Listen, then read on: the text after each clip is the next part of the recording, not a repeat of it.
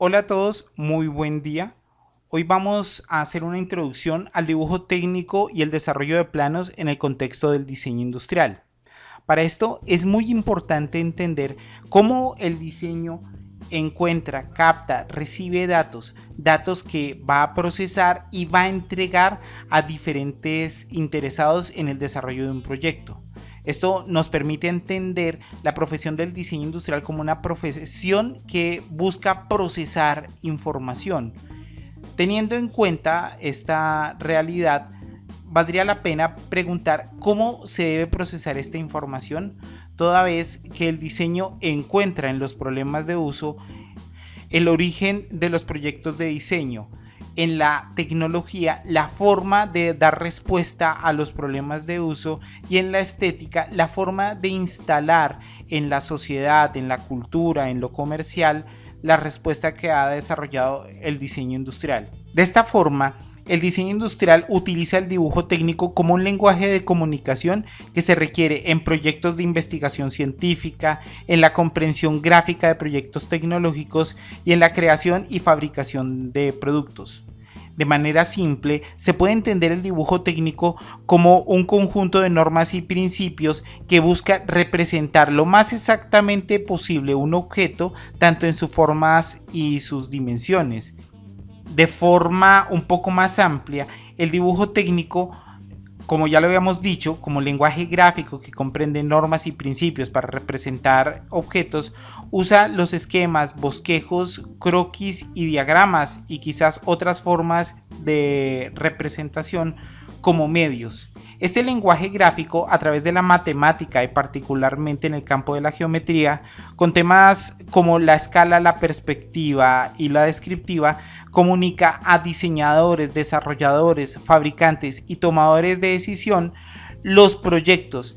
Estos proyectos por lo general son medios para desarrollar o fabricar productos y se busca con este sistema de comunicación evitar a toda costa errores.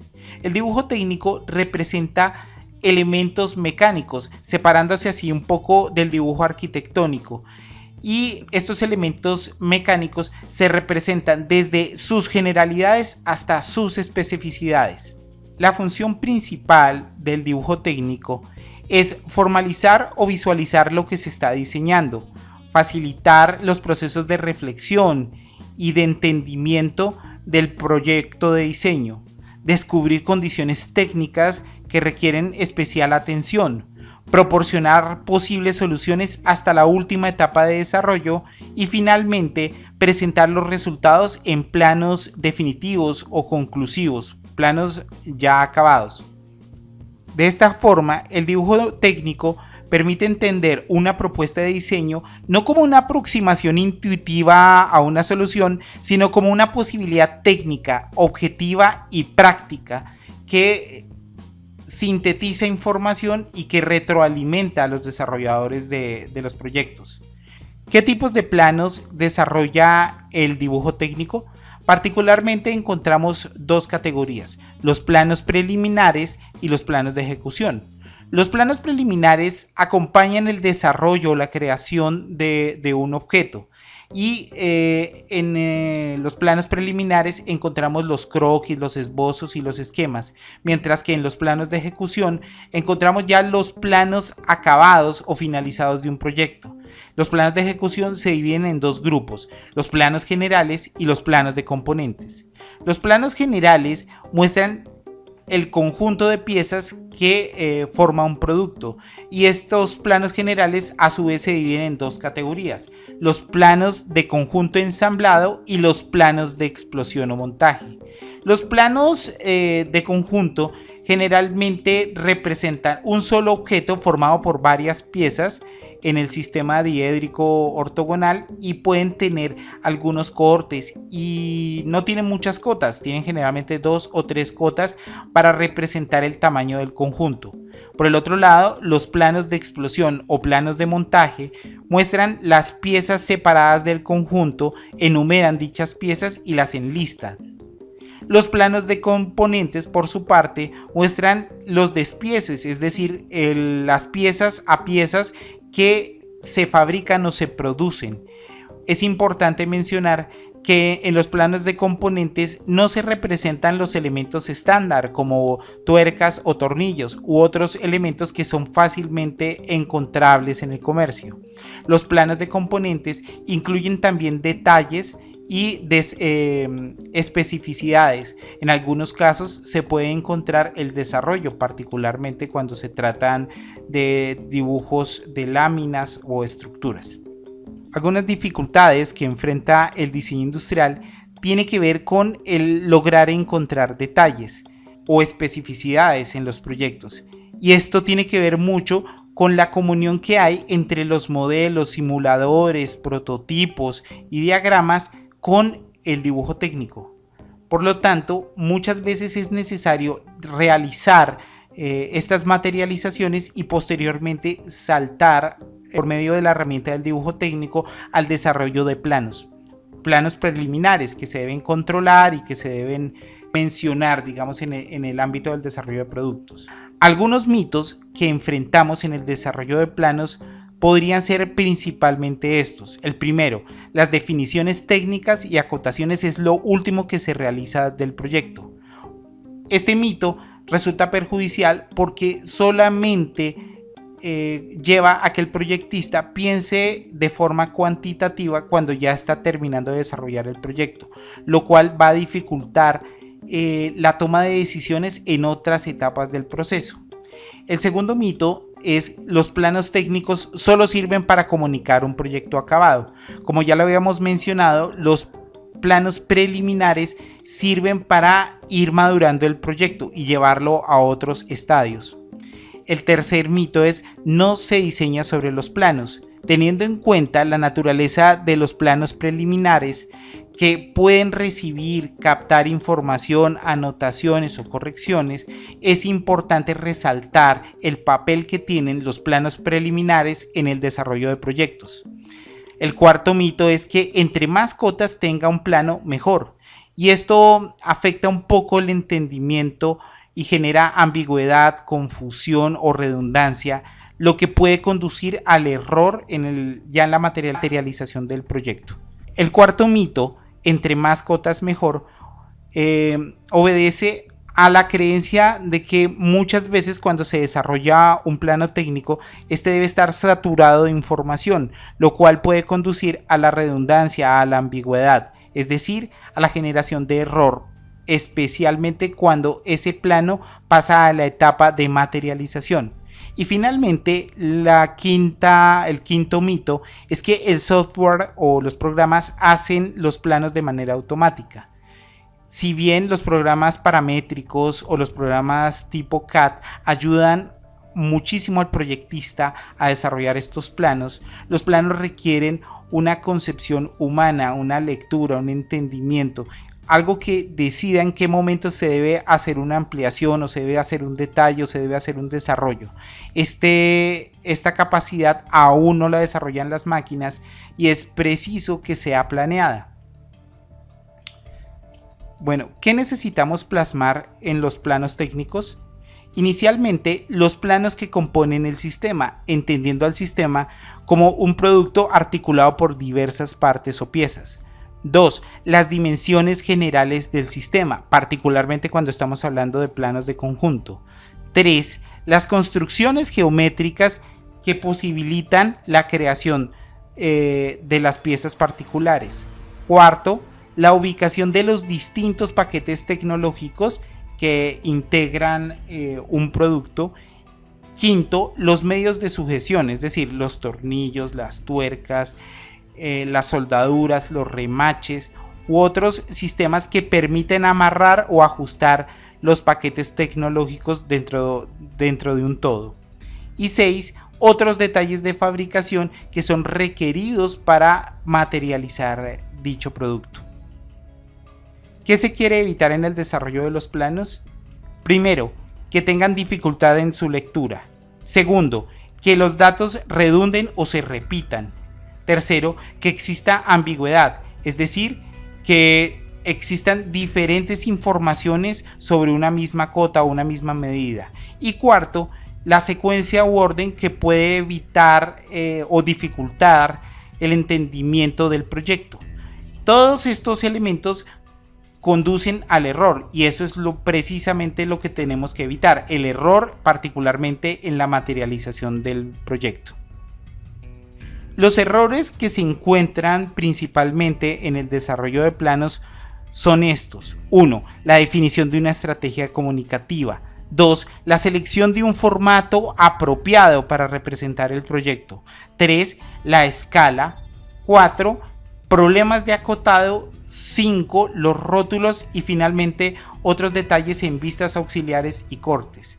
Particularmente hablaremos de los tres primeros, entendiendo la definición de una estrategia comunicativa como aquel ejercicio donde el proyectista se pregunta qué planos se requieren para comunicar un proyecto, qué cosas se necesitan detallar, qué cosas se necesitan ampliar, reducir, hacer vistas auxiliares, desarrollar croquis, esquemas u otros tipos de representación. Hay que hacer cortes esquemáticos. Después de hacer esta evaluación y enlistar esas necesidades comunicativas, otro problema que se enfrenta bastante es el uso de un formato apropiado. Encontramos dentro de los formatos del dibujo técnico particularmente el formato A0, un formato que en área tiene 1 metro cuadrado y funciona en un rectángulo de proporción raíz de 2. Este formato A0 incluye dos formatos A1 y así el formato A1 también al doblarse por la mitad pues nos visualiza dos formatos A2. De forma consecuente, el formato A2 contiene dos formatos A3 y el A3 dos formatos A4. Pero todos estos formatos pueden representar distintos tipos de proyecto. Esto de acuerdo a la complejidad del proyecto, al tamaño y sobre todo a la cantidad de información, es decir, al número de cotas que debe contener el proyecto. Una vez entendido cómo funcionan los formatos, la definición de la escala del proyecto resulta tremendamente importante, pues no es lo mismo representar un proyecto de construcción de carretera propio de la ingeniería civil a el desarrollo de un proyecto arquitectónico de una vivienda o el desarrollo de un vehículo como una motocicleta. Todos estos proyectos tienen tamaños y concentran diversas cantidades de información. Esta decisión de la escala va a ser muy importante, sobre todo para facilitar la lectura y dar claridad en el desarrollo del proyecto. Bueno, para entender el problema de la escala hemos traído acá un ejemplo para explicar el tema de escalas tanto de ampliación como de reducción. Partiendo en el tema de escalas de reducción, vemos aquí esta motocicleta que mide 1 metro 11 centímetros de altura y 2 metros 70 de largura. Esas medidas están representadas aquí en esta escala 1 a 1. ¿Qué significa esta escala 1 a 1? Que 1 milímetro o una unidad de medida del dibujo representa 1 milímetro o una unidad de medida de la realidad. Las escalas de reducción se expresan así, por ejemplo, escala 1 o 2, que significa que 1 milímetro del dibujo del plano representa 2 milímetros de la realidad. Esta que no es muy común, pero se usa, escala 1, 2.5, representa exactamente lo mismo. Eso quiere decir que 1 milímetro del dibujo son 2.5 milímetros de la realidad. Acá tenemos la escala 1.4, 1.5, 1.10 y 1.20. ¿En qué cambia el uso de todas estas escalas? Cambia de acuerdo al tipo de proyecto que se esté desarrollando y los detalles que se quieran evidenciar. Otro tipo de escalas son las escalas de ampliación. Por ejemplo, acá tenemos una motocicleta en escala 2.1. ¿Qué significa que sea 2.1? Significa que 2 milímetros del plano representan 1 milímetro de la realidad.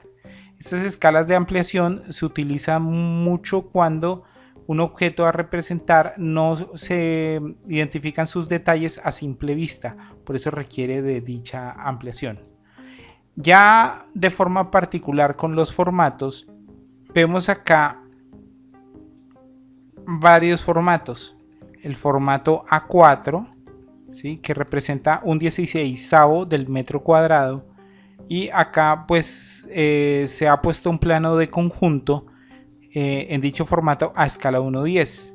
Entonces acá ya tenemos varios problemas porque el plano de conjunto no cabe y la acotación no es cómodo de acotar.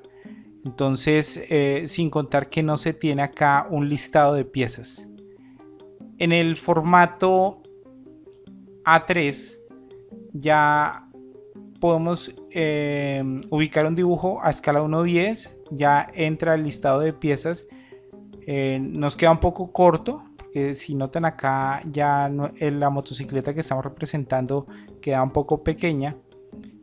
Y acá hemos utilizado otro formato, el formato A2, para representar el proyecto. Ya nos cabe una vista frontal y una vista superior y el listado de piezas. Pero ya otras vistas no caben de forma cómoda, por lo menos las vistas laterales u otras vistas auxiliares. En el formato A1 podemos representar el proyecto en escala 1:10. O sea, acá sí nos funciona, porque aquí caben las vistas que requerimos y entra cómodamente el listado de piezas, el listado de partes.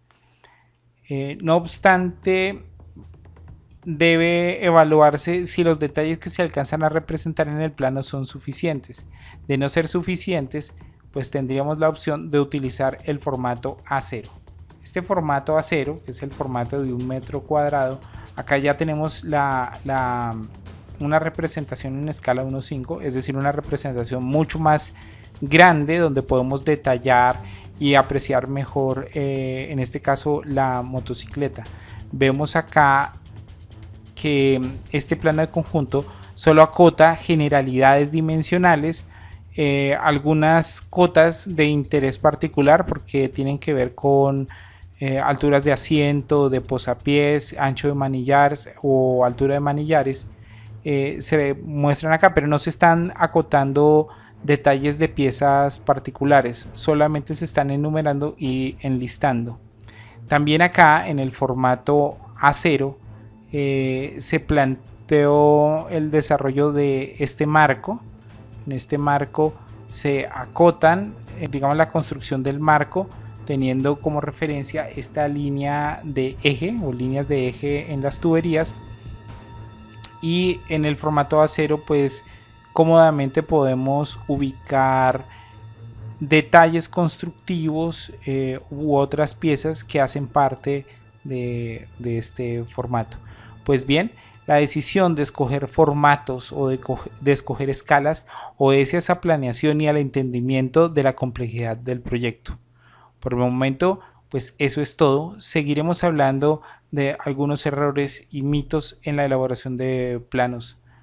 Muchachos, a todos un gran abrazo, muchos éxitos. Chao, chao.